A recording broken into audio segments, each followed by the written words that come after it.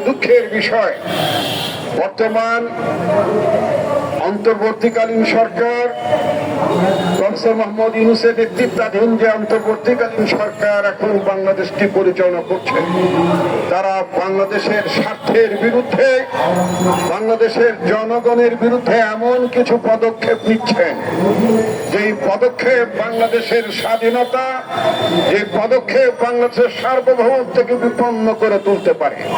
হঠাৎ করে আমরা শুনলাম প্রফেসর মোহাম্মদ ইউনূসের সরকার বাংলাদেশের পার্বত্য অঞ্চল দিয়ে, রাখাইন সীমান্ত দিয়ে একটি মানবিক করিডোর দিয়ে দিচ্ছে। এই মানবিক করিডোরটা কি? আমরা শুনছি মানবিক করিডোরটা আসলে কি? মানবিক করিডোর হচ্ছে যখন একাধিক রাষ্ট্র, একাধিক জনগোষ্ঠী যখন সংঘর্ষে লিপ্ত হয়, যখন সেখানে গৃহযুদ্ধ হয় অথবা রক্তারক্তি হয়ে যায়, তখন সেই পরিস্থিতি উত্তরণের জন্য, নিরীহ মানুষকে বাঁচানোর জন্য, তাদেরকে সাহায্য করার জন্য অথবা তাদেরকে নির্গমনের জন্য রাস্তা খুলে দেওয়া। আমরা এই ধরনের ঘটনা জাতিসংঘের তত্ত্বাবধানে পৃথিবীর বহু দেশে দেখেছি।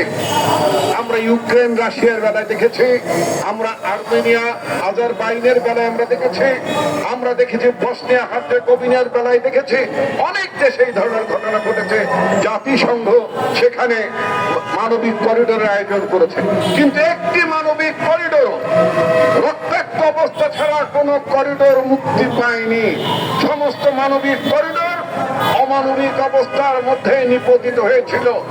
সুতরাং বাংলাদেশে যে মানবিক করিডোরের নামে এখানে যে হিউম্যানিটেরিয়ান প্যাসেজের কথা বলা হচ্ছে, যেটা দেওয়া হচ্ছে, এটা বাংলাদেশের স্বাধীনতা এবং সার্বভৌমত্বের জন্য অতি সুখকর নয়।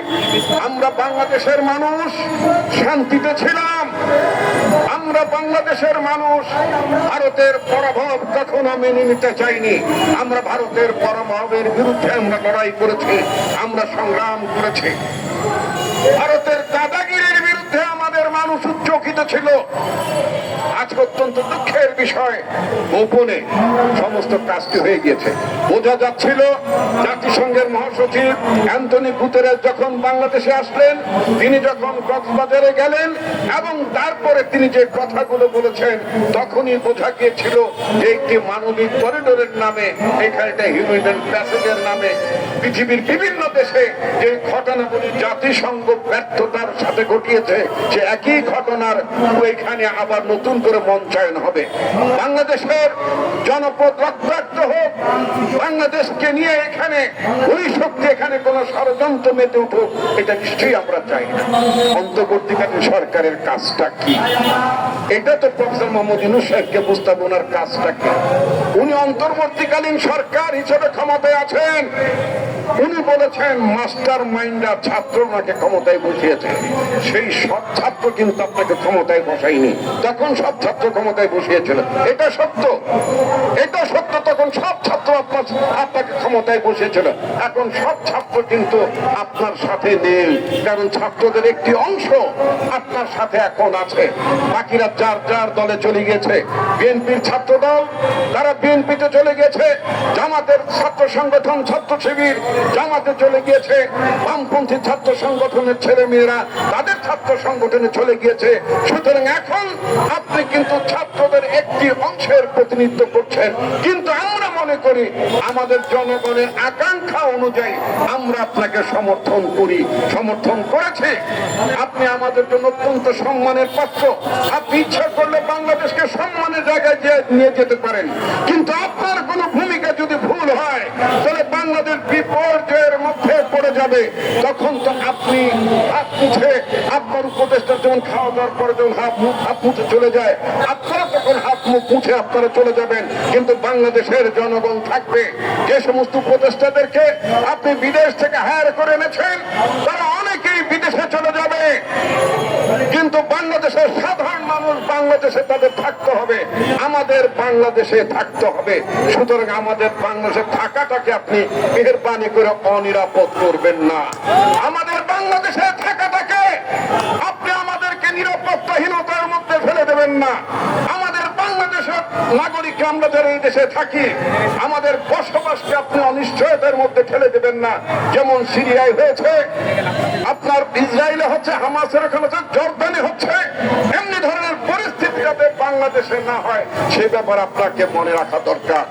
আপনার উচিত ছিল বাংলাদেশের রাজনৈতিক দলগুলো, এখন তো কোনো পার্লামেন্ট নাই, আপনি অন্তর্বর্তীকালীন সরকার, কিন্তু আপনি কতদিনের জন্য সরকার, কতদিনের জন্য ক্ষমতা রোজ কিয়ামত পর্যন্ত? আপনার সরকারের কোনো সীমা নাই, আপনাকে তো যেতে হবে একটা সময়, আপনার সরকারের তো মেয়াদ একটি সময় শেষ হতে হবে। কিন্তু আপনি আপনার সরকার যদি মনে করে থাকে তারা যা ইচ্ছা তাই করবেন, যে কোনো নীতি গ্রহণ করবেন। আজকের সভাপতি, আজকের অনুষ্ঠানের সভাপতি এখানে একটি কথা তুলেছেন, ইলন মাস্কের আপনার স্টারলিংকের সংযোগের কথা বলেছেন।